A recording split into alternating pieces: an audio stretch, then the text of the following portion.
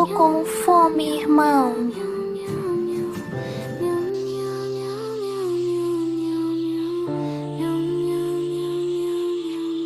Minha barriga tá roncando. Não te agonia. Vamos resolver isso.